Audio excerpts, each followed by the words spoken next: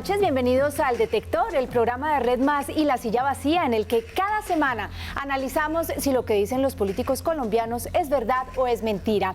Yo soy Clara Estrada y es un gusto saludar a Juan Esteban Lewin, el subdirector de La Silla Vacía y el encargado de contarnos, como cada jueves, si lo que ellos dicen es cierto o no. Hola Juan, muy buenas noches. Hola, ¿Cómo Clara. estás? Muy bien, muchas gracias. Aquí listo para detectar como siempre. Sí, señor. Bueno, ¿y a quién le vamos a poner el detector? Pues esta noche se lo vamos a poner a los dos nuevos candidatos presidenciales, los dos ganadores de las consultas el pasado domingo. Por el lado de la consulta de la derecha, el senador uribista Iván Duque. Por el lado de la izquierda, el exalcalde de Bogotá, Gustavo Petro. Recuerden seguirnos con el hashtag El Detector. Y bueno, yo vi los dos discursos del domingo y me llamó mucho la atención que el de Petro fue bastante fuerte y el de Duque bastante blanco. Sí, así es. Lo revisamos los dos. La intención inicial nuestra era comparar los dos, chequear los dos. Vemos que el de Petro hay varias cosas chequeables, ya lo verán. El de Iván Duque no. Entonces cogimos una cosa distinta de él y es el último videochat que hizo el sábado, el día antes de las elecciones, de la consulta que ganó, donde dijo varias cosas sobre sus propuestas y cómo ve al país. Sí, señor, entonces por eso arranquemos con el que habló primero, con Duque, con una declaración que nos afecta a todos, que tiene que ver con todos nosotros, y es el sistema de salud. Veamos. Hay muchos operadores que han empezado a abusar del ciudadano. EPS que hoy son remuneradas por el número de afiliados, pero no tienen exigencias de calidad. Juanes, esta declaración, ¿cómo es? Pues estuvimos revisando las normas y el funcionamiento del sistema de salud y encontramos que es verdad, pero.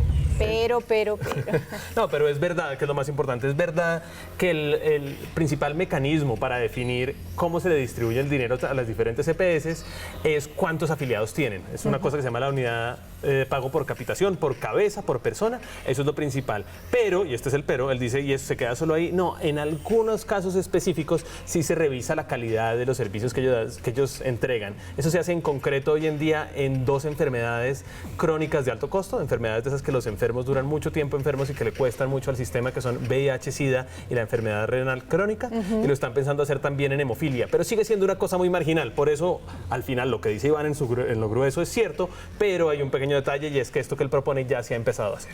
Claro, y lo que sí sabe uno es que sin duda el sistema de salud, las EPS, trabajan deficientemente en muchos casos. Así es, por eso hasta ahora se ha arrancado un poquito con esto del tema de la calidad, y lo que propone Iván Duque de profundizar esto podría tener mucho sentido. Sí, pero bueno, señor. esa es otra discusión. Así es, y vamos ahora a analizar otra de las respuestas de Duque el día antes de las elecciones y tiene que ver con la evasión de impuestos. Veamos.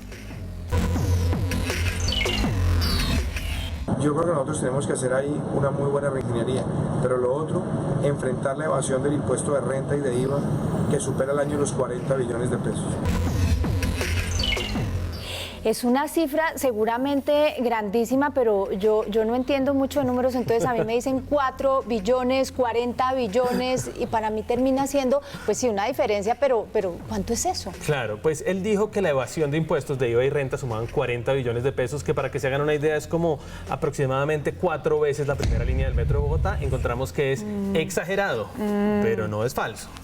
Eso es, pero bueno, cuando hablan de eso, uno dice, ¿cómo si la evasión precisamente es eso, es evadir los impuestos, es no pagar lo que corresponde? ¿Cómo saben que es esa cifra que no es más, que no es menos? Así es muy difícil de evaluar, por eso es difícil un poquito este detector. Sin embargo, revisamos estudios que hay, estudios serios de entidades reconocidas que tienen algunas cifras que se aproximan a esto. Entonces vemos aquí, por ejemplo, el primero que les traigo en pantalla, esto es de la CEPAL, de la Comisión Económica para América Latina de la ONU, muy reconocida en materias económicas, y esto es lo que nos dice en materia del año más cercano, ¿no? Sí. De evasión en Colombia en el 2015. Y entonces básicamente dice que la evasión del IVA es del 20,1%, ahí lo ven, sí. Y el del renta, que es un poco más viejo por los datos que hay, como el 34,4%. Eso, si tomamos esos mismos porcentajes con las cifras de 2017, que son las más recientes que tenemos, sí. Son 7,5 y 19 billones de pesos respectivamente. Es decir, suman 26,5 billones. Que todavía sigue estando muy lejos de los 40 billones de los que él habla. Está todavía muy lejos de los 40, pero ese es un estudio, porque revisamos más de uno, como justamente aquí no hay nadie que tenga las cifras exactas. La DIAN también hizo un estudio. Aquí les traemos una nota periodística donde se retoma esa cifra de la DIAN, este es del Nuevo Siglo, que calcula que se dejaron de recibir unos 30 billones de pesos. Sigue estando por debajo. Ya estamos un poquito más cerca de las 40. Más cerca, pero sigue estando. Exactamente. Por Y encima. traemos uno último, que es el Fondo Monetario Internacional. Aquí en pantalla pueden ver las cifras del Fondo Monetario, que toma cifras de la OCDE. Son evasión de IVA, impuesto a renta, que son los que hablaba Iván Duque en concretos, dice que combinados son el 4% del PIB. ¿Y ¿Qué eso es el 4%? Sí, yo sé. ¿Y eso cómo Pasemos se a los come? billones, así todos Sí, entendemos, eso como- 34. Entonces, en estas tres fuentes, aquí está un resumen donde pueden ver estos tres diferentes estudios. ¿Cuánto dicen que fue? La CEPAL 26,5, la DIAN 30, el Fondo Monetario 34 billones, Iván Duque habla de 40. Por eso lo damos exagerado, porque está un poco por encima de esto. Pero cercano. Sí, y yo creo que cercano, por eso no es falso, es sencillamente exagerado. Y hay que recordar cuál es la importancia de esto para que la gente tenga esto en cuenta. Iván Duque propone bajar los impuestos sin aumentar el déficit fiscal. Entonces, cuando la gente le dice, pero ¿usted cómo va a hacer para cobrar menos? ¿Y cómo que al se va a Estado no le hacer? falta, él dice, vamos a reducir la evasión a la mitad. Entonces, ahí él aquí cuenta 20 billones de pesos que lograría reducir. Según esta cifra, sería entre 13 y 15, que es ¿Y un poco cómo menos, se 17, logra? perdón. ¿Y cómo se logra reducir la evasión? Bueno, él habla, ahí lo pueden ver en el video de él habla de usar Big Data, ¿no? Como tecnología, sobre todo para O esto. sea, ponerle lupa y hacerle un seguimiento mucho más exhaustivo de lo que se está haciendo, que es un seguimiento bastante fuerte, porque pues ahora los que ganan más de cuántos que empiezan a pagar impuestos, o sea, ya a la gente ya le están... A declarar rentas de más Sí. o menos 4 millones de pesos. Sí, no, sin duda alguna. Y la DIAN tiene mucha más información. Pero más allá de eso, aquí lo que queremos es revisar esa cifra y encontramos que es ligeramente exagerada. Sí, señor, pero igual es una cantidad de plata. Y vamos ahora a revisar la última afirmación que tenemos esta noche para todos ustedes del candidato de la derecha, Iván Duque, que sin duda podría ser uno de los temas más importantes de su campaña, y es el tema del acuerdo con la FARC, y porque ya es la FARC, sí, señor, y con el narcotráfico, el tema del narcotráfico. Veamos. Quiero llegar el 7 de agosto y presentar una reforma constitucional para que se diga en la Constitución que el narcotráfico no es un delito amnistiable, que la erradicación y la sustitución es obligatoria y no voluntaria. Pues yo siempre he oído que es obligatoria, ¿ok? Así es, digamos, Iván Duque hace una propuesta que es que en la Constitución se diga que la erradicación y la sustitución de cultivos de uso ilícito deben ser obligatorios. ¿Lo es hoy en día o no? Pues él está partiendo de la base que no lo es. Revisamos esto y encontramos que es falso. Es decir, la erradicación y la sustitución no son voluntarias, son obligatorias. Aquí, ¿qué es lo que hay detrás? Lo que hay detrás es que en el Acuerdo de La Habana, el acuerdo con las FARC, hay una parte que se refiere a este tema y que algunos han interpretado como que le permite que sea voluntaria. No es así. Aquí les traemos exactamente la parte del acuerdo que lo dice. Ya van a ver para que ustedes vean exactamente, directamente cuál fue el acuerdo. Entonces, lo que dice, el gobierno, de no ser posible la sustitución, es decir, si no se pone de acuerdo con los campesinos en concreto, no renuncia a los instrumentos que crea más efectivos, incluyendo la aspersión. Aspersión es la fumigación, para Sí. garantizar la erradicación de los cultivos de uso ilícito. Las FARC consideran que en cualquier caso que haya erradicación, esta debe ser manual, pero ellos lo consideran. ¿Qué dice esto? Primero, que es un poquito el punto que tiene Iván Duque, o de dónde parte él. Lo primero que hay que intentar es la sustitución, pero eso no quiere decir que no se puede erradicar, sino que si no se puede sustituir, se erradica. Por lo tanto, son obligatorias. Claro, se hace un acercamiento un poco más tranquilo y un poco más negociado, pero si no se llega al acuerdo, igual se tiene que hacer. Exacto, por lo tanto, la sustitución es voluntaria solo en el sentido de que si no sustituyen, se erradica. Por lo tanto, es obligatorio. Por esto es que lo que dice Iván Duque es falso. Sí, señor, hacemos nuestra primera pausa aquí en El Detector.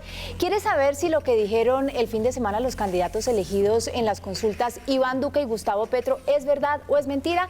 Pues use en redes el hashtag #El Detector y quédese con nosotros, que ya regresamos.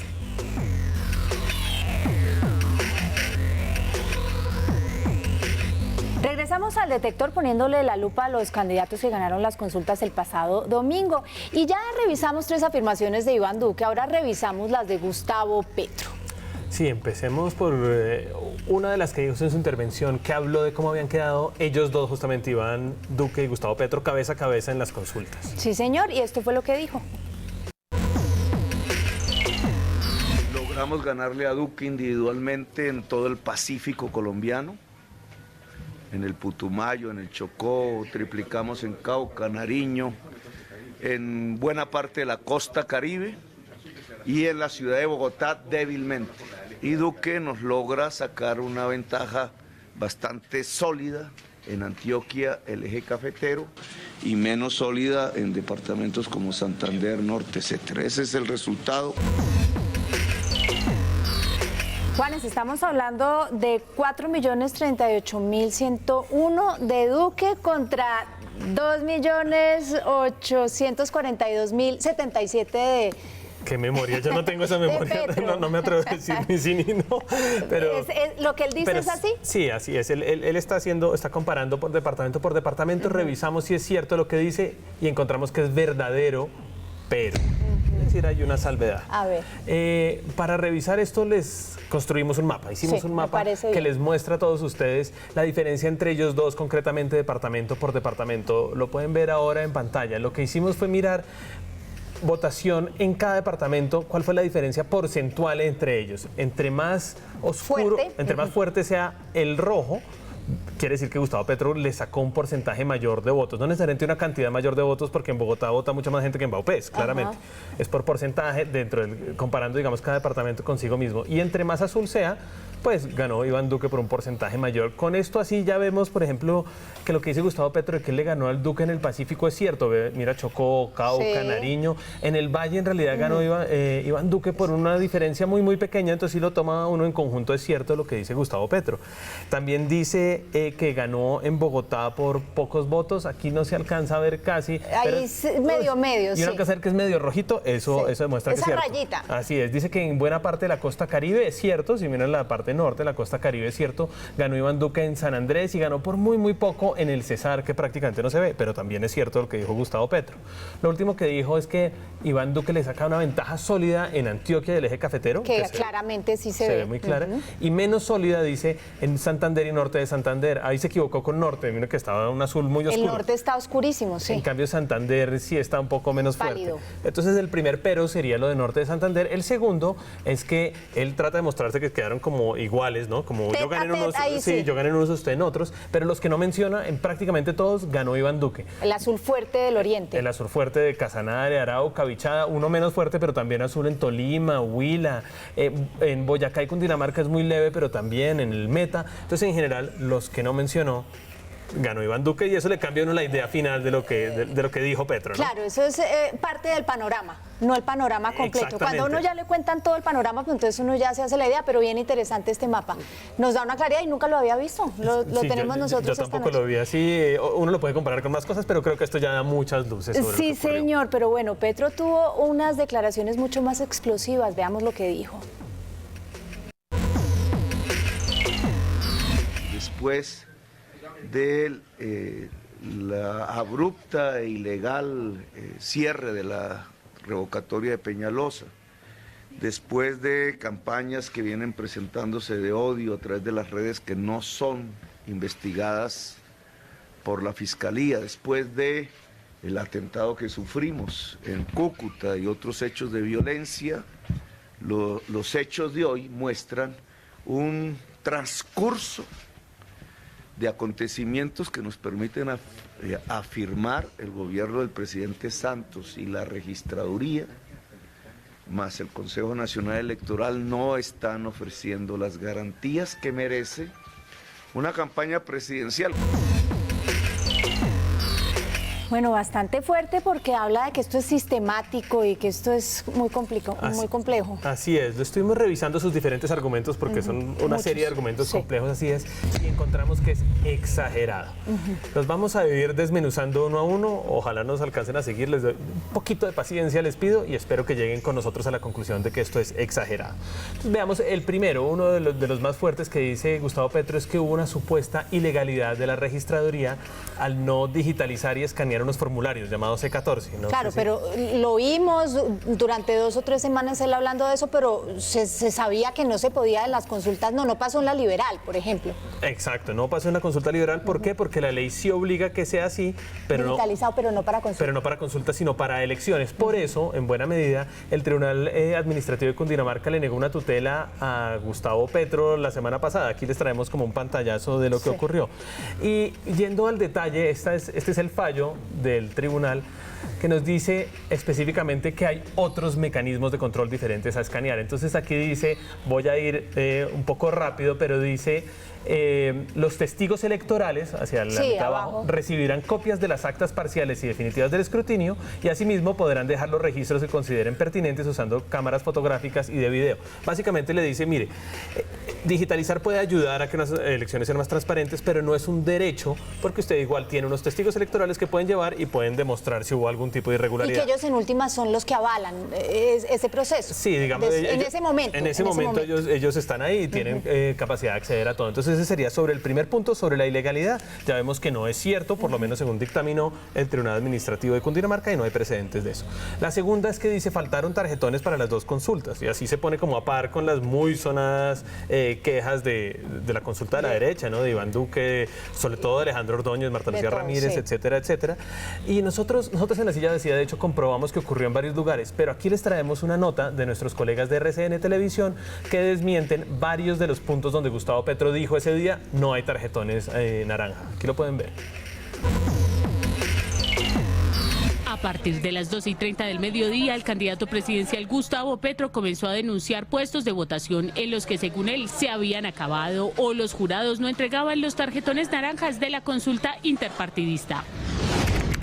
Denunció la mesa número 4 del Parque La Amistad en la localidad de Kennedy. Llegamos hasta esa mesa y pudimos verificar que había suficientes tarjetones de las 2 consultas. Dentro del colegio hicimos un recorrido por las 36 mesas de votación y en ninguna había faltante de material electoral. De allí, Noticias RCN se dirigió a la sede tecnológica de la Universidad Distrital en la localidad de Ciudad Bolívar, también mencionada por la supuesta falta de tarjetones. Pero nuestro reportero pudo verificar que en las mesas había suficiente de ambas consultas. También denunció la supuesta irregularidad en la mesa 33 del colegio Gabriel García Márquez. Hasta el colegio llegaron las cámaras de Noticias RCN. Nuestro corresponsal registró completa normalidad con el material. Después aseguró que en todas las mesas de la localidad de Kennedy faltaban tarjetones. El puesto de mayor votación, ubicado en el colegio Manuel Zapata con 82 mesas y 35.000 personas habilitadas para votar, no registró ningún inconveniente por falta de material electoral. Juanes, más claro, imposible. Nuestros colegas de RCN hicieron un muy buen trabajo porque nos mostraron que faltaron algo, pero ahí donde él decía particularmente no. No faltaban, pero además los que sí faltaron, porque sí es un hecho, fueron relativamente marginales. Esto fue lo que dijo el registrador en medio de esa polémica del domingo por la noche. De los 11.229 puestos de votación, donde hubo un faltante de tarjetas de alguna de las consultas, fue en 26. Sí, la cifra es bastante... 26 de más de 11.000, es una cosa muy puntual. En este caso estamos chequeando a Gustavo Petro, pero también para quienes lo dijeron del otro lado parece ser marginal, pero además incluso donde fueron muy pocos. Esto fue lo que dijo el ministro de Hacienda, que estaba haciendo vigilancia a la jornada electoral en Medellín sobre el episodio muy fuerte y muy sonado de Medellín.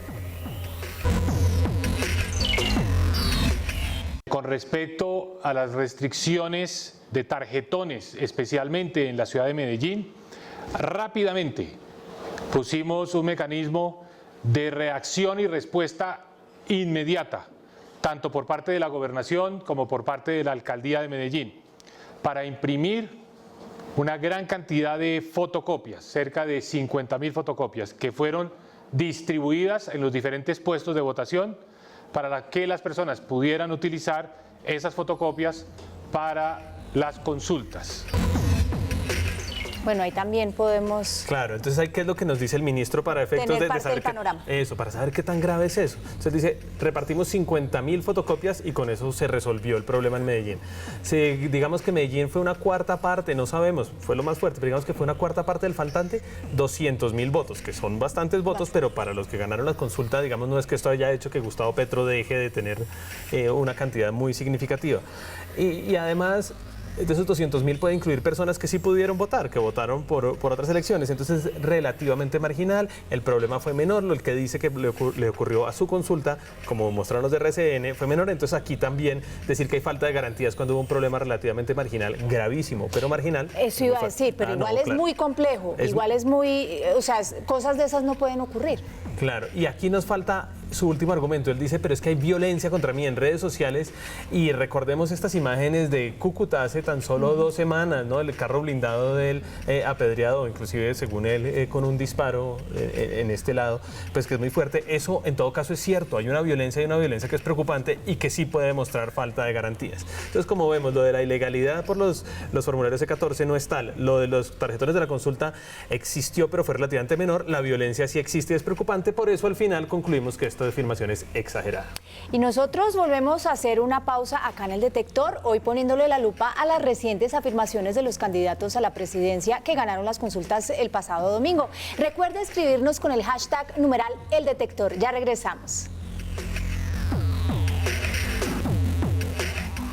Regresemos al detector y bueno, sobre el polémico asunto de los resultados del domingo y la falta de tarjetones, les traemos un bonus. Esto dijo el ex candidato presidencial Alejandro Ordóñez.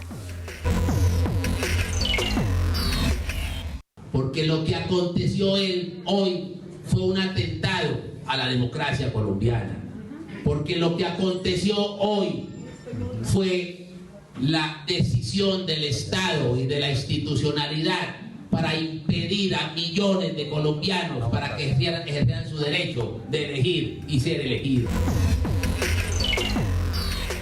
Bueno, ¿ahí qué podemos decir del ex Pues ahí candidato? le pasamos el detector y encontramos que esto es falso. Ajá. ¿Por qué es falso? Es falso básicamente, primero porque él no mostró ninguna prueba de su afirmación de que ha habido una decisión del Estado de la institucionalidad. Hubo unos errores graves de ciertas dimensiones. Tan es así que aquí les traemos lo que dijo Iván Duque, el mayor afectado, creería uno, por lo de la consulta. Esto dijo él. La distribución de los tarjetones está mal hecha, porque primero se hicieron 15 millones de tarjetones, cuando lo lógico era que hubieran hecho la misma proporción que tenían los demás. Pero aún aceptando que hubieran impreso 15 millones de tarjetones, la distribución no es buena, no es clara. Marcadas diferencias a la hora de hablar de un mismo tema. Iván Duque dijo, hubo un error, no eran suficientes tarjetones, los distribuyeron mal, pero eso es muy distinto a decir que es una decisión del Estado. Pero además, Alejandro Ordóñez dice que hubo un problema para millones de personas que querían elegir y cientos de candidatos que iban a ser elegidos. El problema fue para 5 candidatos en las consultas, es grave, no es menor, y para quizás decenas de miles de personas, no para millones de colombianos que querían elegir. Por todo esto, pues en resumen lo que él dijo es falso. Sin duda, Ordóñez infla el tema. Así es. Complicado y difícil el tema, pero lo infló. Así es. Bueno, si quieren saber un poquito más de esto, pueden revisar La Silla Vacía porque tenemos más argumentos, más detalles de todo lo que hablamos acá. Juanes, ¿y cómo les fue a los candidatos hoy? Pues a los candidatos y al ex candidato revisamos 6 afirmaciones en total.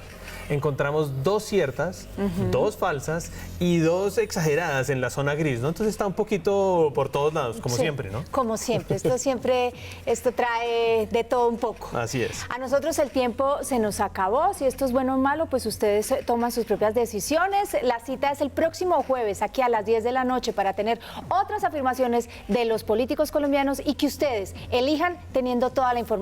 Feliz noche, Juan. Muchas gracias. Muchas gracias. Feliz noche para todos. Chao, chao.